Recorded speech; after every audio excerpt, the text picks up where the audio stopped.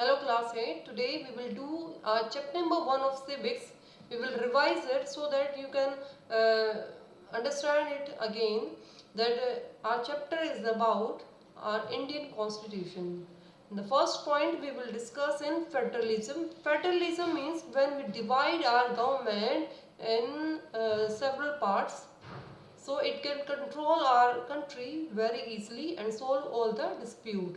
The vertical division of our government, for example, the central level government, the state level government, and the third one is Panchayati Raj. In this, if the issue is about the central level, for example, corona, the corona issue, the corona disease is about India, so the decision was taken by the central government.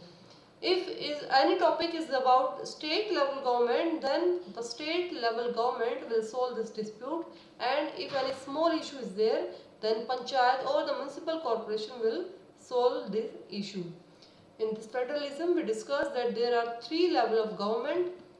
For example, if we take an example of our class, first principal, then teacher, and then monitor. If small issue is there, then monitor will solve it. If the issue is big, then the class teacher will solve the matter. And if the topic is very big or the issue is very big between two classes, then the principal will enter in this matter and she or he will solve the dispute. For like that, federalism is divided into three categories or three levels. The first is state level, central level government. The second is state level government, and then third is Panchayati Raj. Now next is parliamentary form of government. Next point is parliamentary form of government. We know very well that our parliament is include Lok Sabha, Rajya Sabha and President. Our parliament includes Lok Sabha, Rajya Sabha and President. So the member of Lok Sabha are elected by the people. We have right to vote. In India, the age limit for voting is 18 years. The person who is 18 years or above, he or she can vote for Lok Sabha. Here you can see the picture. The people, they are coming here in polling booth for giving their votes. The right to vote is known as universal adult franchise. It means that every adult person of any country have right to vote. Earlier we don't have right to vote. Only rich people can vote in many countries. After that, poor people can also vote, but the women of many countries, they fought for their right to vote. It's called suffrage movement. Suffrage movement means when women demanded for right to vote. It's called suffrage movement. By the suffrage movement, in many countries women got right to vote, and in India nowadays a person who is 18 years of age or above, he or she can vote for his country. Now third is separation of power. In federalism, we also discuss the separation of power. In separation of power, we read the same matter but in different way. Separation of power means in federalism, we discuss the vertical division of power, but in separation of power, we discuss the horizontal division of power. In the horizontal division of power means when we divide powers into three categories. First is legislature, second executive, and third is judiciary. The work of legislature is to make laws. The work of executive is implement laws. To implement laws to the people of any country. And the third one, which is judiciary. The work of judiciary is if any person will not follow the rules, then the work of judiciary is to punish the people. The work of judiciary is to punish those people who will not follow the rules. Now listen very carefully class. The division of power in the form of vertical, then it is federalism. When we talk about the power of distribution of power horizontally, it's called separation of power. In separation of power, the power is divided into three different organs. The first organ is legislature, second is executive, third is judiciary. The work of legislature is to make laws. To make laws, they will amend, they will do amendment in the laws. So the work of legislature is to make laws.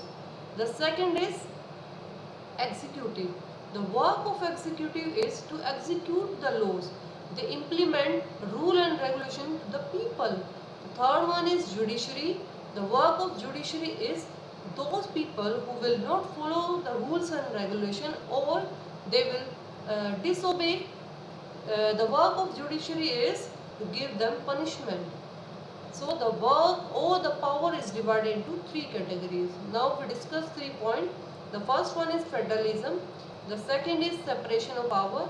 The second is parliamentary form of government, and the third one is separation of power. 3 we discussed, and the next one is fundamental rights. Very important point. We have 6 fundamental rights.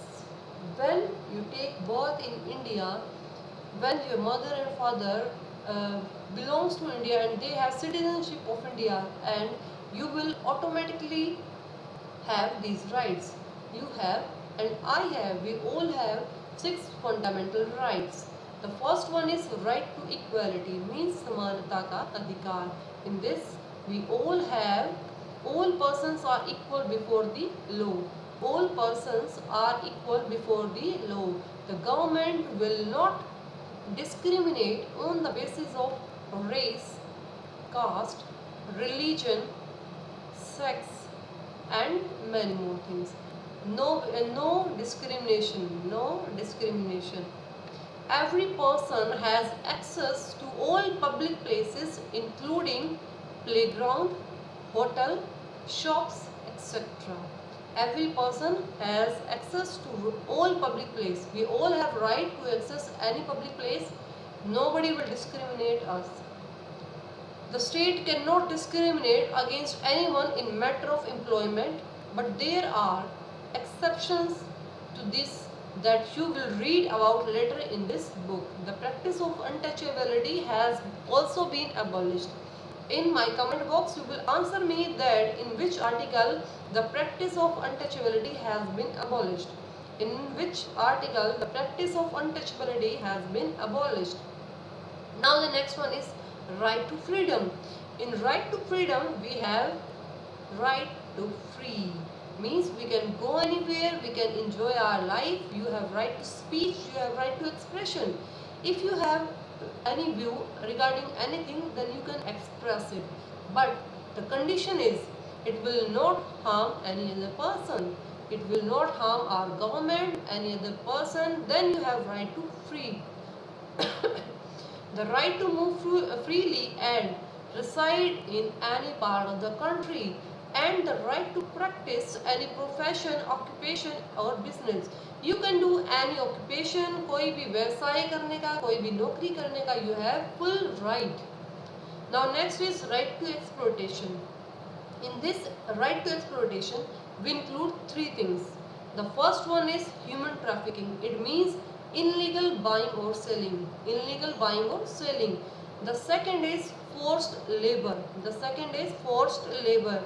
It means nobody will force you to do work. And the third one is, in this forced labor you can do employment of children under 14 years of age. Means 14 साल से कम उम्र के बच्चों को you will not force them to do work in any restaurant or any dhaba. They cannot do any work. But remember one thing, if you are doing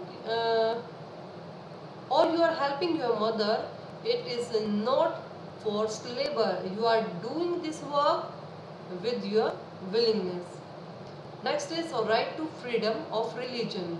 You can choose any religion. It's the government will not interfere in your personal matters. The government will provide you rights. Religious freedom is provided to all citizens. Every person has right to practice, profess and propagate the religion of their choice. You can adopt any religion by your own choice. The fifth one is cultural and educational right. The Constitution state that all minorities, especially one thing class, this right for minorities, mainly for minorities, that they state that all minorities, religious or linguistic means on the basis of languages, can set up their own educational institutions in order to preserve and develop their own culture. If you want to develop your own culture and to preserve your culture, then you can start your own school, own college, you can start any temple, you can do anything to protect your culture. And next is right to constitutional remedies. Remedies मतलब उपचार करना, किसी चीज़ को ठीक करना.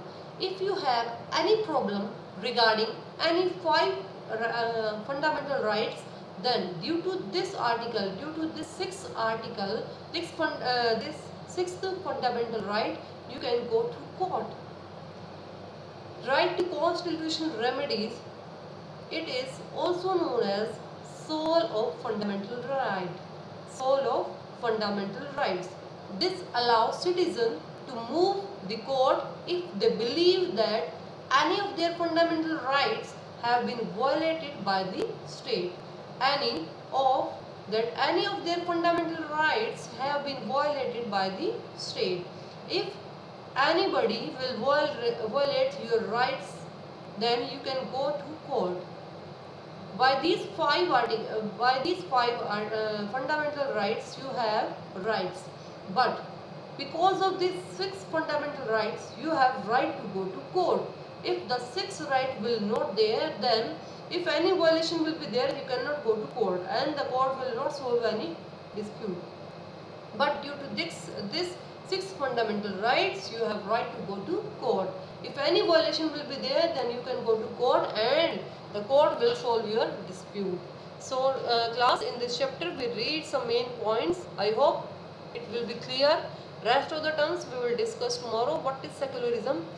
We discuss secularism in next chapter also, because second chapter is about secularism. And then the glossary. We will discuss it tomorrow. Thank you so much class.